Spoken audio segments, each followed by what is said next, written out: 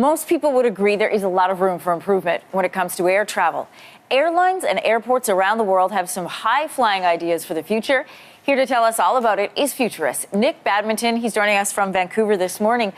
Nick, good morning to you. Right now, we know that when you arrive at the airport, you have to check your bags, and then you got to check, well, you check yourself, and then you check your bags, then you go through customs, and then, well, you wait for a couple of hours at the gate. So how will airports change this process, make it faster and a little easier for travelers?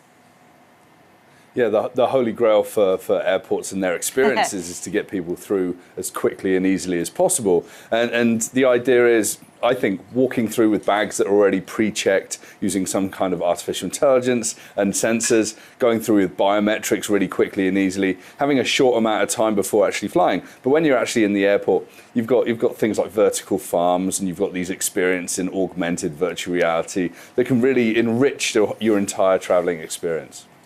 So we know right now, economy seating seems to be the biggest complaint when people talk about being on an airplane. And, you know, airplane design hasn't really changed since the 1960s. What are some of the improvements that are coming our way? And also in-flight entertainment. With all of the technology that we have available, how are airports going to incorporate that?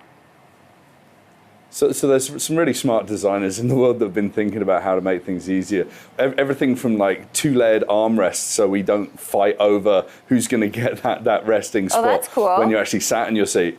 Or yeah, absolutely. It's just the small things that matter, right? And all the way through to these big, elaborate virtual reality helmets that can do everything from like produce different smells, give you a bigger boost of oxygen, all the way through to immersive experiences. Imagine like flying to the Bahamas, but starting that entire beach vacation as soon as you sit in your seat. It's pretty amazing. You wouldn't even need to interact with anybody because you just have this giant helmet on. You wouldn't have to see them or smell them or anything.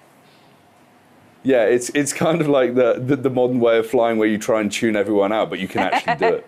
I'm a big fan of that. All right, for decades, we've heard that airlines might be replacing seats. We've heard this with bicycle seats to make more room or to put more passengers on the plane. Is this actually going to happen?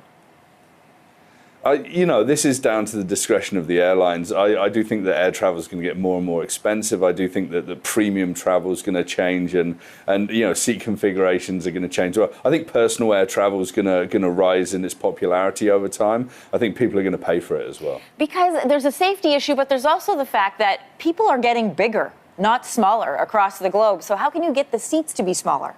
That seems like a backwards design to me.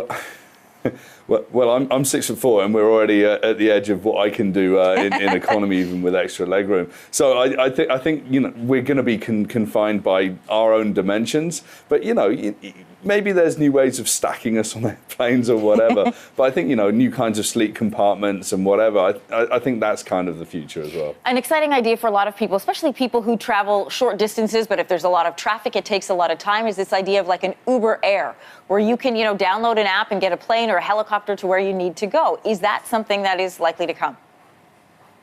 Yeah, it's already in the works, and lots of people are working on this right now. They actually think that places like Los Angeles will have this by 2020. Wow. It's pretty amazing. Autonomous electric, you know, vertical takeoff, like mini helicopters in a way, and aircraft.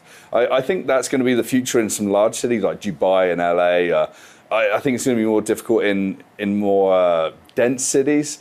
Like Toronto and Vancouver, but you know, I think for the exclusive traveller, I think it's going to work. And for people that are, say, travelling from Toronto to Waterloo and back and to these regional places to do business, I think it's a game changer.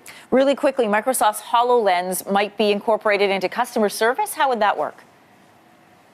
Yeah, so it's the idea that you can see augmented reality. So you can see information about the passengers, you can give them better service, you can interact with them a lot better. Today, they're clunky devices for the head, and it makes little sense, and it's almost unnerving. But in the future, I think that, you know, this augmented reality is going to help both us as the consumers and the travelers and the people actually giving us good service. All fascinating stuff to come. Fingers crossed it actually happens. Nick Badminton joining us from Vancouver. Thank you.